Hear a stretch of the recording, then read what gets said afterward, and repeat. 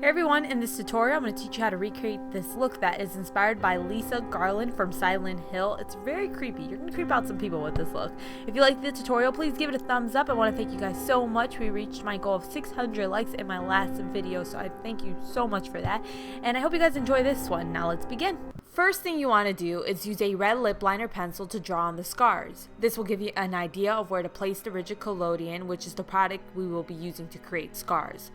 Also, not all types of makeup would adhere right to the Rigid Collodion, so it's easier sometimes to apply the makeup first and then the Rigid Collodion over it.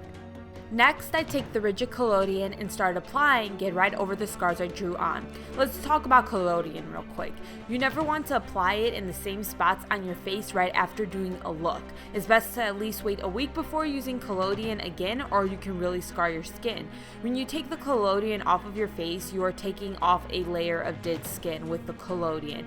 So if you go back the next day, apply the collodion to the same spots and then remove it, you are taking off a new layer of skin cells. So it's better to wait, otherwise you could potentially scar your skin. Personally, I would use collodion maybe once a month, but this month I'm probably going to have to use it more because of my Halloween tutorials, so I will definitely be waiting at least a week before applying collodion to the same spots. The more collodion you layer on, the deeper the scar will be, so some of the scars I created were deeper than others. Also, collodion has a very strong smell, so just be warned, the scent might irritate your eyes at first, but you'll get used to it. Most people do. If you don't get used to it, well then just, don't use it. You don't want to use anything that's going to irritate you. To add depth to the scars, I'm using the darker red grease paint in my Mehron Bruise wheel to shade the outer edges of each scar. This will help the scars appear more set into the skin, and then I apply Bloody Mary's thick blood to each of the scars. This is a thick blood, so no matter where you apply the blood, it will stay on your face and not run down your face. This is my absolute favorite fake blood. Liquid blood I'm not a big fan of because it just kind of dries up on your skin. That's why I'm a fan of thicker bloods, because it stays put. I apply third degree around my eye to give it that bloody scarred texture. Third degree is a modeling silicone compound that comes in two parts, part A and part B, and you never want to cross-contaminate the two jars because it will ruin them, totally ruin them, that you won't be able to use them again. I use the end of two different plastic knives to pick up part A and then part B, and then I use the end of a third plastic knife to mix the two together, and I apply it using the knife. And obviously just be careful if you're going to do what I'm doing, because you don't want to stab yourself with the plastic knife, but you could stab yourself with anything you end up using. Just be careful. And then once you mix part A and part B together, they start hardening right away, so you got about 5 to 10 minutes to apply the third degree to your skin before it becomes kind of hard to manage.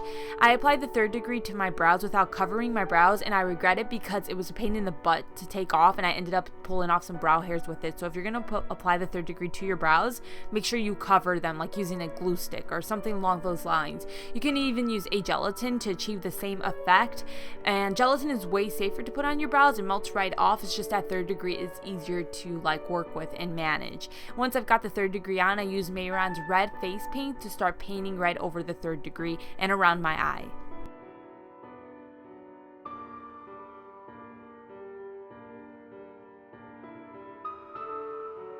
I then go back with that dark red grease paint and just apply it right over the third degree, because you want different tones of red. You don't want it to be just one red color. And then I go back with the thick blood and apply that randomly around the third degree as well.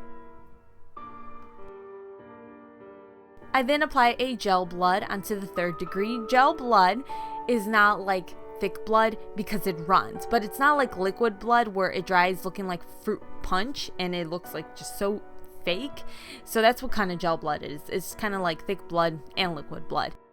To zombify the look a bit, I use Nye Monster Wheel and I apply different colors from it using my finger onto the skin. And I wish I would have did this before I applied any makeup to the face, because it would have been much easier to apply, but yeah, I just didn't know what I wanted to do with the actual skin at first. I try to simplify my looks, especially around Halloween time, so it's easy for a lot of people to recreate. So if you want the skin that's more like the Silent Hill nurse, you can use a liquid latex and stipple it on, and that will give you that more like aged skin. And for my Nye wheel, I mainly use the gray and beige color for the entire base of my skin, and then I use like the green and yellow grease paints in it and just apply it randomly to the face and certain areas. And I use the darkest color in that wheel to paint on veins. Couldn't really see the veins on video or in pictures, but they're there, and it's just like very faint, like real veins, not like what is it, varicose veins where you can really see them. It's just more like realistic looking veins, and you just kind of lightly apply it with the brush. You don't want to really push onto the skin so that it kind of just looks like lines you drew on your body.